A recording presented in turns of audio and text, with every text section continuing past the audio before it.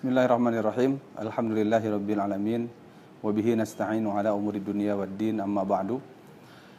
Para pemirsa Persis TV yang dimuliakan Allah Subhanahu wa taala, ada beberapa pertanyaan yang masuk ke kantor Pusat Zakat Umat terkait dengan beberapa permasalahan zakat. Kami di sini dengan segala keterbatasan ilmu akan mencoba menjawab dari beberapa pertanyaan ini. Pertama, ada pertanyaan yang menanyakan, Ustadz, bolehkah dana zakat yang terkumpul sepenuhnya digunakan untuk pembangunan, misalnya untuk membangun masjid atau MCK? Perlu ditegaskan bahwa zakat itu adalah kewajiban yang sudah ditentukan pos-pos penyalurannya, atau yang biasa disebut dengan masharifuz zakah. Ya, masharifuz zakah ini ada 8 asnaf, sebagaimana dijelaskan di dalam surat At-Taubah ayat 60. Zakat ini disalurkan untuk fakir miskin, kemudian untuk amilin, untuk ar-riqab, hamba sahaya, kemudian untuk gharimin, untuk orang yang berhutang, kemudian untuk al-mu'allafah qulubuhum, kemudian fi sabilillah dan ibnu sabil. Nah, sekarang apakah zakat dipergunakan untuk membangun masjid? Zakat dipergunakan untuk membangun MCK atau fasilitas-fasilitas lainnya. Apakah boleh dana zakat digunakan untuk hal tersebut? Tinggal kita kembalikan. Pertama, apakah masjid, MCK atau fasilitas-fasilitas umum lainnya termasuk salah satu dari asnaf zakat yang 8. Karena para ulama sepakat, zakat ini tidak boleh kita kasihkan, tidak boleh kita bagikan, tidak boleh kita donasikan kepada selain 8 asnaf ini. Maka kalau yang tadi kita sebut itu tidak termasuk ke 8 asnaf ini, maka tidak boleh. Tetapi apakah masjid atau misalkan MCK dan yang lain-lain ini masuk ke asnaf yang 8, salah satu asnaf yang 8 atau tidak? Di salah satu asnaf ini ada yang disebut dengan asnaf sabilillah. Ya, sabilillah ini kebanyakan para ulama mendefinisikan atau mengartikan sabilillah ini adalah untuk kepentingan jihad fi sabilillah dalam arti perang. Maka perang ini dananya atau keperluan untuk perang ini atau keperluan untuk pasukan perang ini dananya bisa diambil dari dana zakat. Nah, hampir kebanyakan ulama berpendapat seperti itu.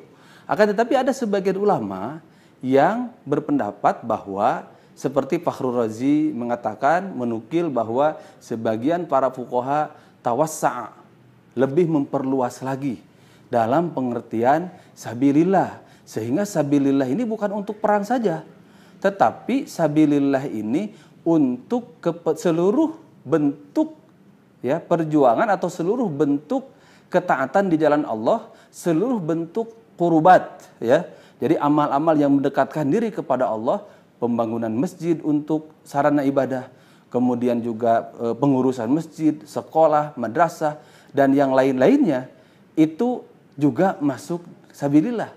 Bahkan Asy-Syaukani ya, itu maaf bukan Asy-Syaukani tapi Ibnu Qudamah dalam Al-Mughni menisbatkan pendapat ini kepada Anas bin Malik dan Hasan Basri, meskipun dikritik oleh sebagian ulama bahwa penisbatan ini lemah ya. Nah, ada seorang ulama kontemporer yang sangat memperluas makna sabilillah ini, yaitu Siddiq Hasan Khan. Siddiq Hasan Khan dalam kitabnya Ar-Raudhatun Niddiyah, beliau mengatakan bahwa makna fi sabilillah ini umum, bukan khusus untuk perang saja. Kenapa? Karena tidak ada satu dalil pun yang menjelaskan bahwa yang dimaksud dengan sabilillah ini hanya perang saja. Maka kata sabilillah ini tetap berlaku secara keumumannya, baik itu untuk perang ataupun untuk amal-amal lain yang itu adalah fi sabilillah, di jalan Allah Subhanahu wa taala. Nah, atas dasar pendapat ini, maka sesungguhnya kalau kita berpegang pada pendapat ini, maka boleh ya menyalurkan dana pembangunan zakat untuk sebagian dana untuk pembangunan zakat itu untuk kepentingan pembangunan masjid dan yang lainnya. Tapi yang saya perhatikan di sini di dalam pertanyaan ini saya berbicara secara umum. Yang saya perhatikan dalam pertanyaan ini adalah seluruhnya ya dana zakat itu plak untuk membangun masjid, plak untuk membangun MCK. Nah, ini permasalahan lain.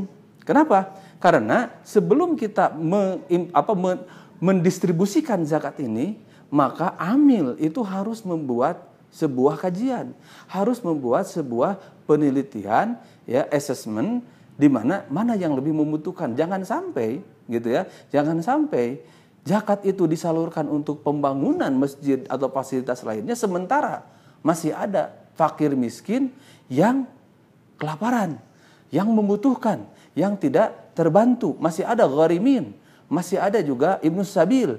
Nah, ini yang harus diperhatikan sehingga saya sendiri tidak setuju kalau dana zakat itu sepenuhnya disalurkan buat pembangunan masjid, madrasah dan sebagainya. Apalagi ini perlu dicatat ya, bahwa masjid itu biasanya statusnya adalah wakaf. Nah, maka sesungguhnya kalau saya sendiri lebih menyarankan untuk pembangunan masjid dan yang lainnya itu lebih diprioritaskan menggunakan dana sodakoh atau wakaf. Kenapa? Itu dengan sendirinya kita keluar dari ikhtilaf. Karena bagi orang yang mengatakan bahwa boleh sabilillah itu umum, tidak ada masalah. Bagi orang yang mengatakan sabilillah itu khusus juga tidak ada masalah. Ya, maka saya yang selama ini dipegang oleh Persatuan Islam bahwa masjid itu termasuk fisabilillah.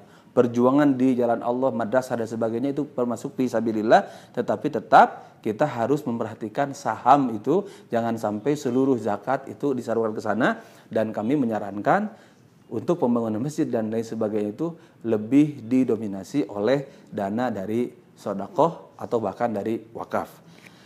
Demikian untuk pertanyaan pertama, wallahu a'lam bishawab. Kemudian pertanyaan selanjutnya. Nah, ini pertanyaan yang kedua.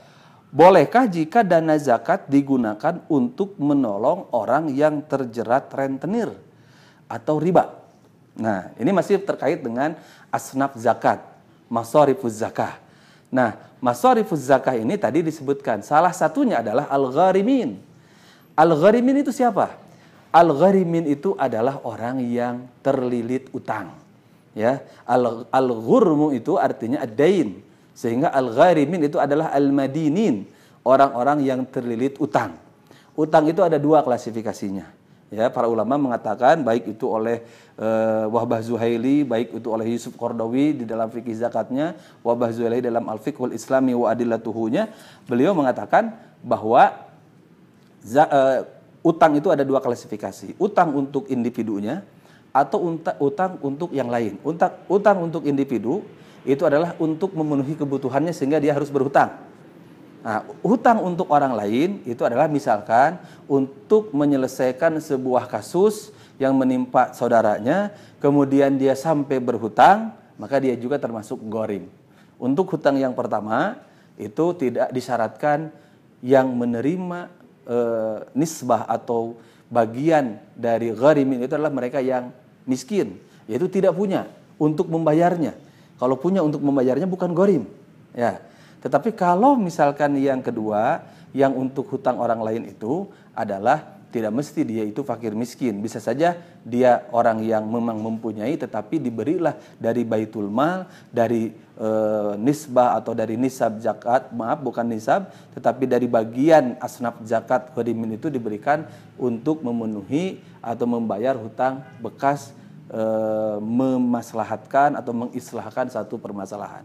Nah, ada satu syarat, ya, ada satu syarat yang ini disepakati oleh semua ulama bahwa syarat kita memberi bagian gharimin dari zakat kepada seseorang tadi yang terlilit utang, syaratnya adalah hutang tersebut bukan hutang maksiat.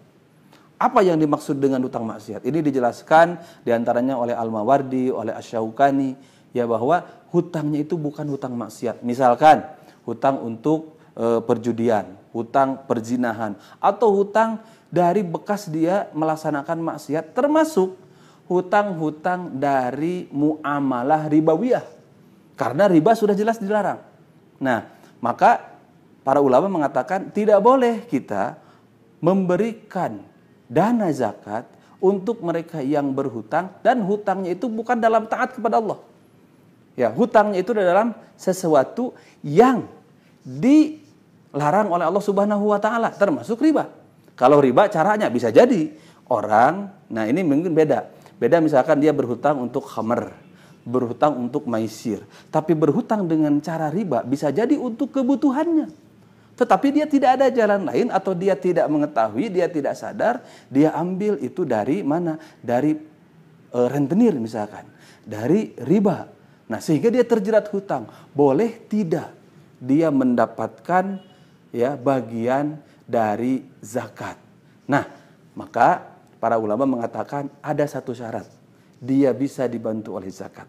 Satu syarat yaitu syaratnya dia dibantu dari dana zakat kalau dia bertaubat dari ribanya, dari yang diharamkannya itu, dan dia tidak kembali melaksanakan hal tersebut, kemudian dia dibantu, dan setelah dibantu dari zakat itu, dia betul-betul membersihkan diri dari perbuatan tersebut, maka itu boleh dibantu oleh riba, boleh dana zakat bagian saham al-gharimin. Ya, jadi pada dasarnya hutang itu harus hutang taat, tidak boleh hutang maksiat. Kecuali kalau orang tersebut hendak bertaubat, maka boleh dibantu dari dana zakat. Pertanyaan terakhir, ini Ustadz, benarkah jika jumlah sedekah rutin, ya, jumlah sedekah rutin kita sudah melebihi jumlah kewajiban zakat, kita tidak perlu berzakat lagi? Saya ingin bertanya, yang dimaksud dengan sedekah ini apa? Karena sedekah ini bisa dua arti, ya. Arti pertama, sedekah ini adalah zakat. Karena di dalam Al-Quran, kata sodakoh itu sering yang dimaksudkan adalah zakat yang wajib. Tetapi sodakoh secara umum artinya adalah sumbangan, donasi, sedekah yang sifatnya sunat di luar kewajiban zakat. Nah, maka kalau kita mengeluarkan sedekah, ya, dari awal kita niatnya apa ini? Ya, karena amal ini tergantung niatnya. Innamal a'malu binniyat. Apakah dia mengeluarkan dana tersebut, niatnya itu membayar atau memberi sedekah? Maaf, kalau sedekah kita bisa sebut memberi, tapi kalau zakat kita sebut membayar. Apakah niatnya dia itu memberi sedekah atau membayar zakat? Itu harus jelas. Ya, kalau dia dari awal niatnya memberi sedekah yang itu hukumnya sunnah, ya, maka itu amalnya itu, catatan amalnya itu ya untuk sedekah itu. Ya, maka janganlah sampai ketika dari awal kita sedekah, sudah lama ternyata ini sudah sesuai dengan jumlah zakat yang harus saya keluarkan. Atau sesuai zakatnya eta. Sudah saja zakatnya itu. Ini tidak boleh. Ya, kenapa? Karena dari awal niatnya ini adalah sodakoh, sedekah, bukan bayar zakat. Maka sedekah yang kita keluarkan dengan niat itu adalah pemberian sukarela, ya, bukan membayar zakat, maka tidak menggugurkan kewajiban zakat. Tetap saja kalau kita punya kewajiban zakat, zakatnya harus dibayar. Karena itu kita harus memprioritaskan yang wajib terlebih dahulu. Kalau kita memang, ya, termasuk orang yang mempunyai kewajiban untuk membayar zakat, maka dahulukanlah kewajiban kita membayar zakat. Setelah kewajiban kita membayar zakat terpenuhi, maka silahkan setelah itu, ya, dikeluarkan sodakohnya. Karena sodakoh ini hukumnya sunat, sedangkan zakat ini hukumnya wajib. Demikian 3 pertanyaan yang masuk ke Pusat Zakat Umat yang kami coba jawab. Mudah-mudahan jawaban kami ini sedikit bisa menjadi memenuhi menjawab, ya, kegelisahan, keraguan yang selama ini ada pada para penanya. Demikian, wallahu a'lam bishawab. Wassalamualaikum warahmatullahi wabarakatuh.